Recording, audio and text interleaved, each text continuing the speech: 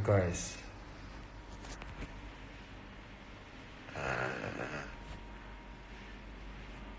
Waalaikumsalam.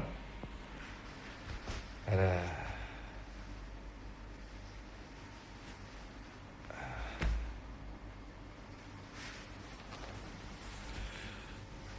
Ada. Sepi coy, diisolasi coy.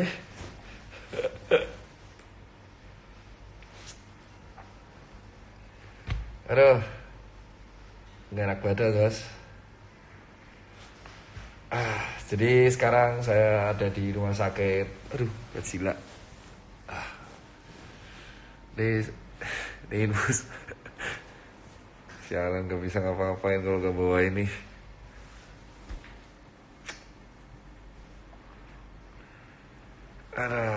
Belum. Ini posisi saya lagi di rumah sakit Kartika, Pulau Mas.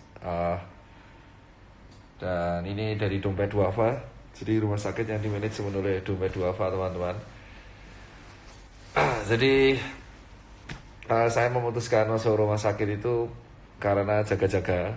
Karena saya gejalanya tuh, dan saya riwayat itu bronkitis kronis ya. Jadi saya itu ada penyakit lumayan banyak, terutama pernafasan. Dan sekarang saya lagi bronkitis kronis, sehingga saya itu kan divakumkan dari dokter ya. Jadi saya sekarang bronkitis kronis tuh.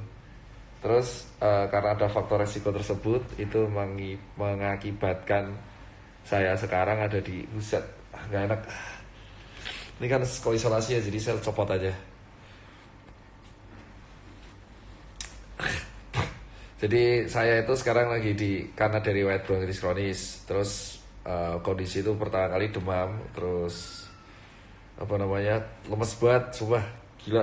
Terus rasa batuknya lumayan parah sama nyeri telan. Daripada aneh-aneh, daripada kenapa-kenapa dan merugikan orang sekitar, saya memutuskan untuk langsung ke rumah sakit.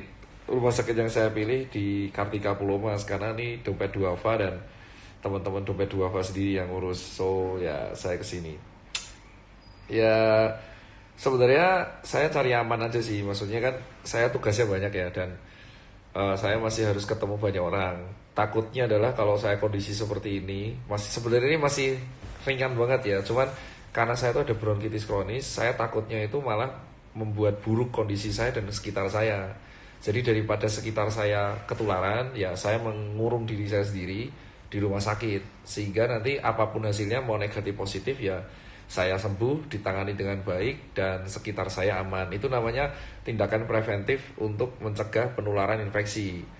Jadi ya buat teman-teman semua yang gejalanya mirip kayak saya, itu lebih baik kalian langsung lock diri kalian sendiri. Terus kalau kalian udah ngerasa pernah kontak dengan orang-orang corona, misalkan pernah kontak, ya kalian harusnya aktif ke rumah sakit gitu. Kalau emang mau mondok ya kayak gini. Ini saya terpaksa mondok ya karena saya ada riwayat kontak kan dengan pasien-pasien corona. Kan saya PDP ya, hitungannya kan saya PDP sekarang kan. Berarti pasien dalam pengawasan karena belum positif. Saya hari ini baru mau di rapid test untuk kedua kalinya, dan hari Selasa mau di swab test. Jadi ya, tapi kondisinya baik banget.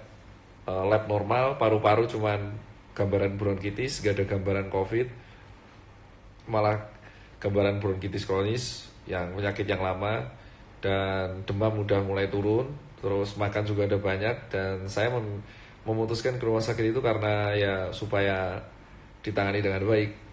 Dan ini saya minta maaf kalau gak bisa ngegas karena ini rumah sakit, jadi saya bisa dimarahin.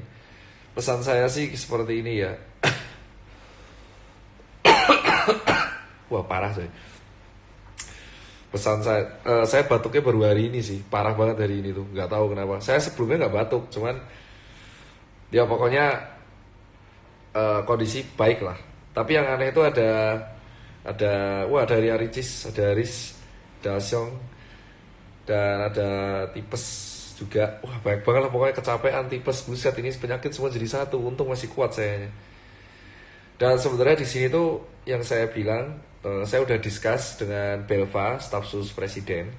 Saya juga udah discuss dengan staf Menkes untuk membuat edukasi besok Selasa. Jadi saya mengucapkan terima kasih banyak buat dosen-dosen saya terlebih dahulu, guru-guru besar UGM, teman-teman saya, dokter Taki Malik, dokter-dokter di UGM, dokter di UI, dan seluruh dokter di Indonesia yang udah mengucapkan semangat ganti intinya. Sampai ini rumah sakit isinya ada yang ngirim rumah, ada yang bikin nasi padang, ada yang ngirim apapun. Jadi menurut saya thank you banget lah buat kalian yang udah nyemangatin saya. Insya Allah saya akan tetap kembali lagi seperti semula. Terus intinya itu adalah buat teman-teman, waduh parah banget. Buat teman-teman semua tuh yang saya sarankan adalah jaga pola hidup bersih dan jangan mudik dulu. Yang ketiga, kalau kalian merasa gejala demam atau nelan sakit selama 2 hari 3 hari segera ke rumah sakit daripada kalian menulari kalian sekelilingnya. Contoh kayak saya ya.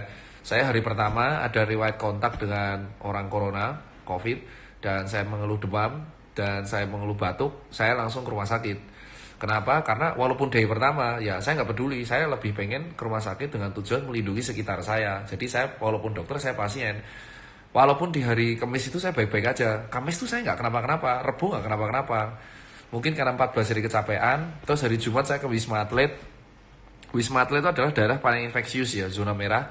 Pulang dari Wisma Atlet saya langsung seperti ini gitu. Dan untung banget saya mengurung diri saya sendiri. Jadi habis dari Wisma Atlet saya putuskan pulang. Jadi saya bersyukurnya di situ. Saya putuskan pulang dan alhamdulillah ketika saya masih demam saya masih ke rumah sakit day pertama. Jadi ini hari pertama saya demam. Dan ini udah turun. Pelayanan di Kartika untung baik banget ya. Dokter-dokter di sini tuh teman-teman saya semua. Ada dokter Lukas, dokter spesialis paru, dia juga dokter di Pertamina. Terus dia juga ada dokter Sadewa yang melayani saya dari awal. Terima kasih banyak. Makanannya juga enak, terus dirawat dengan baik. Harapannya sih semoga aja di swab test hari keempat saya normal. Kalau saya negatif, insya Allah saya bisa pulang dan saya bisa membantu masyarakat lagi. Dan berikutnya saya terima kasih buat teman-teman yang udah menggerakkan karantina wilayah. Hashtag karantina wilayah itu tetap harus viral sampai kapanpun, sehingga pemerintah dan Pak Jokowi itu melirik gerakan ini.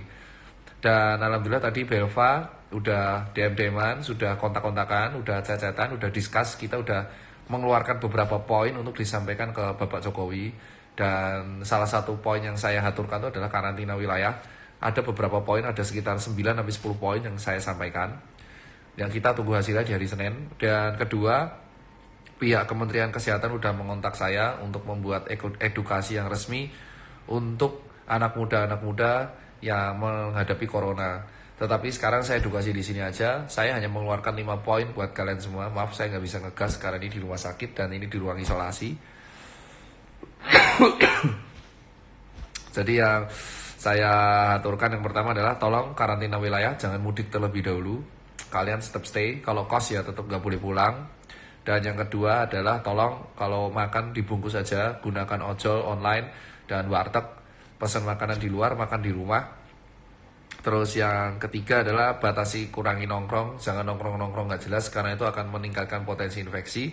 Dan yang keempat, tolong edukasi sekitar kalian mengenai pentingnya cuci tangan, batuk yang tepat waktu, batuk yang tepat. Lalu kalau sakit dengan gejala demam dan batuk dan nyeri telan itu langsung ke rumah sakit terdekat. Dan pesan saya yang terakhir buat kalian adalah tetap optimis. Jangan sampai Indonesia tuh kayak Italia dan kita tuh harus bekerja sama untuk Indonesia. Gitu aja bosku. Jadi ya status saya sekarang berarti adalah PDP, pasien dalam pengawasan. Status coronanya masih negatif sampai sekarang, di rapid test juga masih negatif. Demam 37,6 derajat, berarti tipis banget sama normal. Paru-paru dalam batas normal, status lab saya dalam batas normal, tidak ada kenaikan leukosit, tidak ada kenaikan limfosit, sel darah masih normal, tetapi di paru saya ditemukan gambaran bronkitis kronis. Ya biasalah, saya emang kayak gitu, bronkitis saya emang lumayan parah banget. Jadi dugaannya dokter di sini adalah kemungkinan besar bronkitis kronisnya lumayan parah gitu. Jadi kalaupun tidak corona ya bronkitisnya yang diobatin. Buat teman-teman yang di sana, saya harap saya masih bisa mengontrol. Jadi dari rumah sakit saya masih mengontrol pengiriman APD ke Rumah Sakit Sarjito Yogyakarta, itu tempat guru saya semua. Saya juga mengirim APD ke Rumah Sakit UGM, saya mengirim APD ke Rumah Sakit Keramat, Rumah Sakit ada 11 rumah sakit yang saya kirim. Barusan saya beli hazmat senilai 100 juta. Saya juga beli helm yang ada kacanya. Saya juga habis beli teman mengantar ke Majalaya, Bandung. Itu rumah sakit RSUD Majalaya, tempat dokter teman-teman saya kerja. Dan insya Allah yang lain akan saya kirim. Jadi walaupun dari rumah sakit saya masih ngatur semuanya. Saya terima kasih juga buat dokter Koko dan Junior Doctor Network yang udah membantu saya habis-habisan. Insya Allah hari Senin saya akan donasi sebesar 1 miliar rupiah untuk diberikan ke Junior Doctor Network. Ini benar ya, terkam ini saya akan donasi sebesar 1 miliar rupiah yang udah saya kumpulkan dana dari kalian, dari kita bisa, saya berikan kepada Junior Doctor Network. Dan saya juga membeli hazmat sebesar 2000 piece dan saya akan bagikan pertama kali itu keluar Jakarta terlebih dahulu. Jadi ya, pesan saya adalah walaupun kondisi saya seperti ini, itu tidak akan pernah mematahkan semangat saya untuk melawan corona, teman-teman. Jadi harapan saya adalah buat kalian anak muda, saya nggak peduli sih mau corona itu ada apa enggak, kita harus bersatu di sekarang, anak muda di sekarang, kita harus lawan corona ini bareng-bareng. Jadi ya, tiap hari saya akan live seperti ini, lihat perkembangan. Saya udah ngirim yang Jambi, jadi ditunggu aja lewat Fatur, saya ngirim ke Jambi. Jadi ya, buat teman-teman semua adalah walaupun saya sakit, walaupun saya sekarang bed rest, kayak dipaksa, dan sekarang status saya masih aman, masih stabil, dan saya masih PDP, saya tetap bersemangat untuk melawan hal ini, coy. Jadi saya tetap mengkoordinasi semua dari ruangan ini. Tuh, ruangan ini tidak boleh ada yang menjenguk. Kalau kalian mau ngirim oleh-oleh, bunga atau apapun atau buah ke rumah sakit Kartika Pulau Mas, terserah. Cuman ya nggak bisa jenguk karena saya nggak boleh dijenguk. Jadi status saya di sekarang ini berjaga-jaga. Saya statusnya masih PDP. Dan saya dari Senin, tenang aja, saya dari Senin sampai Kamis itu tidak ada gejala apapun, aman jiwa bosku. Dan saya baru menunjukkan gejala parah tuh hari ini. Sebelumnya saya nggak pernah batuk. Jadi ya apes saja, kemungkinan mungkin kecapean dan nggak tahu lah. Dan semoga aja ini tidak COVID ya. Saya berharapnya tidak COVID karena rapid udah negatif. Jadi saya berharap banget ini bukan COVID. Saya berharapnya hanya bronkitis. Karena ini gejala bronkitis kalau udah kambuh kayak gini juga. Dan oh ya, weh, waalaikumsalam. Apa ini? Weh, dikasih buah. Weh, halo, yuk, lucu kan, dokternya dirawat. Ini keren banget, Kartika, thank you banget. Wah, weh, buah, taruh sini aja, Mbak. Oh iya dok, maaf dok. Keluar cuci tangan ya, Pak ya? Iya, oke dok. Yuk, Silakan. Iya. dapat buah guys. Nah, ini keren banget. Ini yang saya butuhin. Buat teman-teman untuk suplemen saya minta kalian bisa rajin makan brokoli.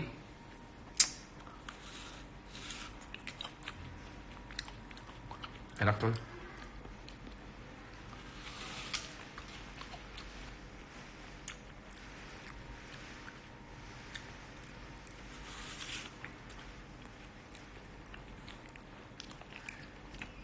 Jadi saya suplemen, contoh suplemen yang bagus adalah brokoli. Terus telur itu untuk meningkatkan protein di dalam tubuh, mengganti sel tubuh yang rusak. Jadi panas tuh. Oh emang badan saya yang panas. maaf. Oh soal Pak Yuli lagi ditanggepin.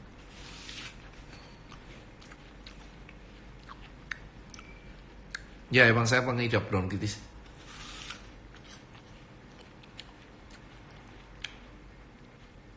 Udah dicuci dari luar, gila. Makanan rumah sakit udah dicuci. Weh, Pak Saroni. Hormat Pak Saroni. Wah, ada Pak Saroni, sangat terhormat. Assalamualaikum warahmatullahi wabarakatuh Pak Saroni. Jadi sekarang saya lagi di sini, jadi ini suplemen banyak. Ya, buat terima kasih nih Pak Saroni. Jadi sekarang saya terangin. Jadi suplemen yang paling kuat di dalam tubuh itu yang pertama adalah madu. Kalian bisa beli madu murni, minum sekali sehari dengan air putih hangat. Terus kedua adalah telur rebus, itu suplemen. Suplemen telur rebus itu bukan mencegah corona tapi meningkatkan daya tahan tubuh. Tapi yang putihnya doang. Itu berguna untuk meningkatkan protein. Siap, Pak. Saya hormat juga, Pak. Waduh, Pak Saroni didukung. Makasih loh Pak Saroni udah nonton live. Terus buah-buahan kayak apel, jeruk, vitamin C. Vitamin C itu perlu banget untuk meningkatkan daya tubuh. Nih. Rumah sakit ini suplemen yang dikasih rumah sakit buat saya untuk meningkatkan daya tahan tubuh. Jadi referensi buat kalian. Tuh ada jeruk, ada apel, ada pir. Ini ada apa nih? Ini apa ya? Wah, apel. Apelnya ada 3, ada pir, ada jeruk. Jadi ini berguna buat kalian.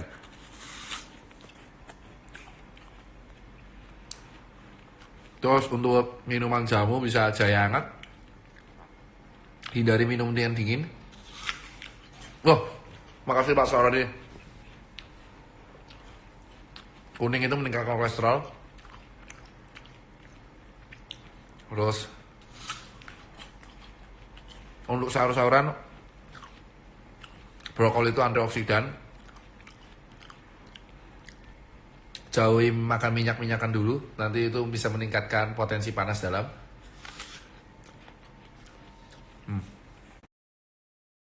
Infus. Saya masih di infus RL, nanti mau diganti antibiotik. Wah, Komisi Yudisial RI. Terima kasih Pak, udah nonton semua. Saya harap buat warga sekitar, buat warga negara Indonesia, saya harap semua, saya aja yang sakit gini masih bisa berjuang buat negara gitu. Karena ini negara kita sendiri. Saya harap buat teman-teman semua, dimanapun kalian berada, kita harus optimis mengenai Indonesia ya, corona. Pak Saroni, karantina wilayah saya kasih referensi ke pemerintah untuk selamatkan masyarakat. Nah itu benar. Jadi saya terangkan mengenai karantina wilayah. Hubung kalem nih. Jadi karantina wilayah itu berbeda dengan lockdown. Bisa kalian rekam. Dalam undang-undang kesehatan yang dibuat oleh DPR ya, dan Pak Jokowi, karantina wilayah itu berbeda dengan lockdown. Lockdown itu tidak pernah dikenal di Indonesia. Mungkin lockdown yang kalian kenal itu adalah menutup akses segala warga dan militer aktif, intinya dikurung. Enggak. Karantina wilayah itu enggak kayak gitu. Jadi ini saya luruskan, karena banyak yang pegawai pabrik dan saya kerja gini-gini. Karantina wilayah itu adalah membatasi aktivitas keluar masuk seorang warga negara ke dalam sebuah wilayah yang terkena karantina karena sebuah penyakit yang infeksius atau wabah. Contoh, maksud saya seperti ini. Misalkan di Jakarta, ini di epicentrum corona. Lalu Pak Jokowi dan Pak Anies mengatakan, yuk kita karantina Jakarta. Otomatis ketika Jakarta dikarantina itu ada 3 tipe. Total, parsial, atau hanya batas wilayah. Nah, saya mengusulkan yang batas wilayah. Karantina yang batas wilayah itu adalah menutup semua akses dari dan keluar Jakarta. Sehingga warga Jakarta tetap Jakarta, sehingga nanti terkontrol.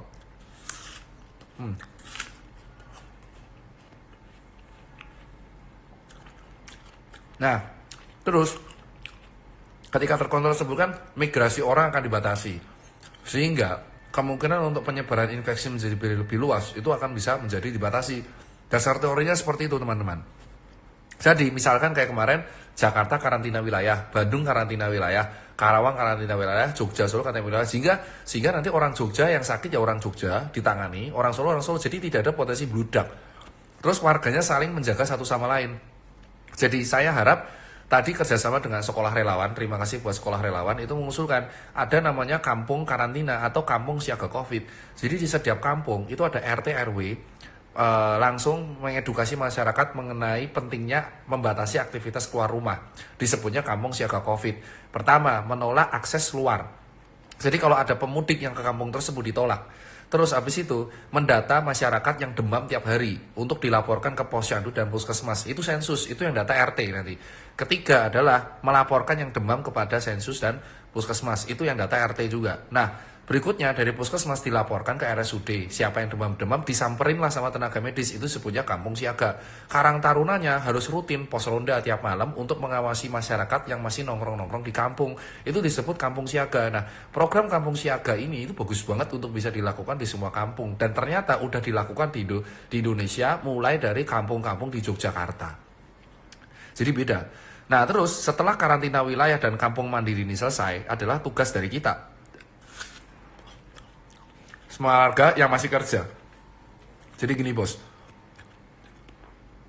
dari penelitian yang udah disebar oleh sebuah penelitian yang dilakukan oleh CDC, ada jurnal mengatakan bahwa memakai masker non medis, jadi kan masker ada dua, masker medis dan masker non medis. Jadi memakai masker non medis itu emang gak efektif buat kita dalam menangkal corona. Tetapi dari penelitian ternyata masker non medis ini yang bisa dibuat oleh orang awam yang mirip kayak Sritek itu ternyata dapat mengurangi jumlah infeksi sampai 72% penyebaran infeksi. So, saya sama Belva setuju sama gerakan ini. Jadi saya usul ini udah di ACC, usulnya Belva adalah buat teman-teman yang mendengarkan live ini, tolong kurangi pemakaian masker medis. Oke, kalian boleh menggunakan masker kain. Kalau ada pendapat dokter infeksi yang bilang bahwa masker kain meningkatkan infeksi, benar kalau kalian sentuh-sentuh maskernya terus dan kalian tidak mencuci. Tetapi, kalau kalian memakai masker non-medis tersebut yang dari kain, itu ternyata bisa mengurangi penyebaran infeksi. Jadi kalau kita, kenapa seperti itu? Jadi gini bos, banyak di antara kita, COVID itu menyerang anak muda, COVID itu menyerang anak muda yang bisa menyebabkan anak muda tersebut tidak bergejala. Ya. COVID itu menyerang anak muda yang tidak bergejala. Nah, terus kita tuh nggak tahu bergejala apa enggak. So, kita akan buat gerakan. Harap setiap orang awam yang ada di seluruh Indonesia. Dengarkan ya, harap setiap orang awam yang ada di seluruh Indonesia. Saya sarankan bersama Belva, kami berdua menyarankan kalian untuk memakai masker non-medis. Karena ini bisa mengurangi penyebaran infeksi ke teman-teman kalian. Biarkan masker medis N95, masker surgical untuk tenaga medis. Jadi buat teman-teman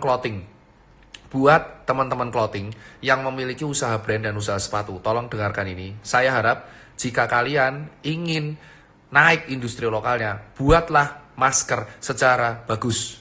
Jadi buatlah masker non medis. Ini adalah ide dari saya dan Belva. Saya meneruskan ide Belva. Cuman saya harus menyampaikan secara cepat karena Belva harus ACC dulu. So saya sampaikan ini ide brilian dari Belva. Belva udah meneruskan penelitian yang bagus banget. So ini adalah win-win solution buat kebangkitan brand lokal, buat kebangkitan vendor dan buat kita semua. Dalam penelitian terakhir emang memakai masker kain itu tidak mencegah infeksi. Tetapi jika kita sakit, jika kita memiliki karier, kita bisa mencegah penyebaran infeksi corona sampai 74%. Dan itu jurnalnya dipegang Belva. So ini adalah ide dari kami berdua. First, para brand lokal yang ada di Indonesia, tolong dengarkan, kalian bisa membuat masker non medis sesuai dengan tutorial. Cari tutorialnya di YouTube, di Ceko, itu udah buat semua. Dan gunakan vendor-vendor yang sekarang lagi sepi. So vendor makan dari membuat masker kain dan brand lokal makan. Lalu juallah masker kain tersebut kepada khalayak ramai. Nah, buat teman-teman kalian, orang awam ya, terserah mau sehat mau apapun, orang awam non tenaga medis, silakan memakai masker non medis yang telah dibuat oleh brand-brand lokal di seluruh Indonesia. Sehingga dia brand lokalnya bisa makan, sehingga brand vendornya bisa makan. Dan masker kain ini harus dicuci tiap hari, memakai air hangat dan memakai cairan-cairan disinfektan secara bagus. So kalian beli masker kain minimal 5. Jadi tiap sehari sekali dicuci, tiap hari kelima bisa dipakai lagi. So ini bisa bagus banget. Jadi ini win-win solution buat kita semua. Mungkin kita tidak sakit, mungkin kita sehat, tapi mungkin saja kita karier. Kalau kita karier, kita memakai masker kain, mungkin droplet-dropletnya itu bisa nyangkut dikit di dalam masker kain itu, sehingga kita bisa menulari penyebaran virus ini kepada sesamanya. So, ini adalah yang paling bagus. Dan setelah kalian memakai masker kain, masker medis tentu harganya akan turun, sehingga masker medis bisa didapatkan oleh pemerintah dengan harga yang murah, sehingga rumah sakit bisa mendapatkan surgical mask dan N95 dengan harga murah. Dan jangan lupa kalian cuci tangan dengan bagus. Nah, pering jurnalnya ada di Belva. Kalian minta Belva aja. Akan di-share Belva di Senin. Langsung muncrat, cuk. Aduh, HP saya infeksius dong, bajingan. Gimana ini? Ya, Belva Stafsus. Keren.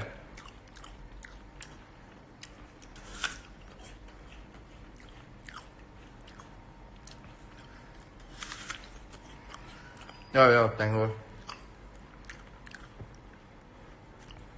Jadi, buat kalian semua, masker medis hanya buat dokter. Buat kalian orang awam cukup pakai masker kain. Saya dan Belva tadi baca penelitian dan emang setuju bahwa ternyata masker kain cukup untuk mengurangi penyebaran infeksi corona. Dari yang kemungkinan sakit, karier ke orang-orang yang sehat. Belilah masker kain yang diproduksi oleh brand lokal di seluruh Indonesia. Untuk kainnya bagus, kalian bisa cek tutorial di YouTube how to make a masker, do it yourself. Tutorialnya cek yang Ceko, bagus banget. Masker kain minimal 5. Kenapa saya bilang minimal 5? Karena hari Senin pakai, Selasa pakai, terus di Senin pakai dicuci, Selasa dicuci. Otomatis hari Sabtu kita udah pakai yang Senin yang kering. Itu adalah ide dari kami berdua. So, masker medis bisa harga murah sehingga bisa dipakai oleh tenaga medis.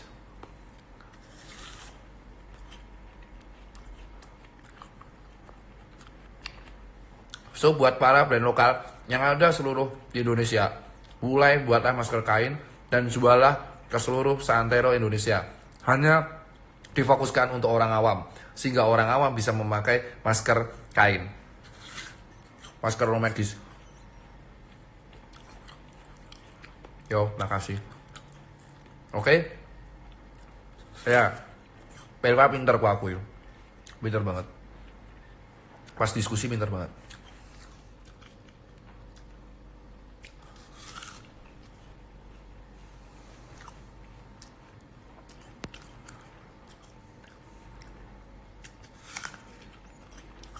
Nah,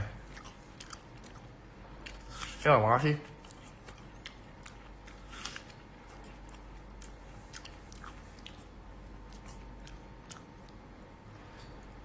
Jadi jangan membuat pakailah masker kain dan sambil menunggu karantina wilayah UU-nya dipersiapkan oleh Pak D.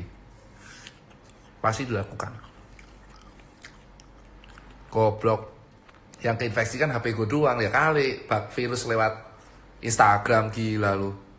Bah boleh. Apapun yang menutupi cangkem dan irung.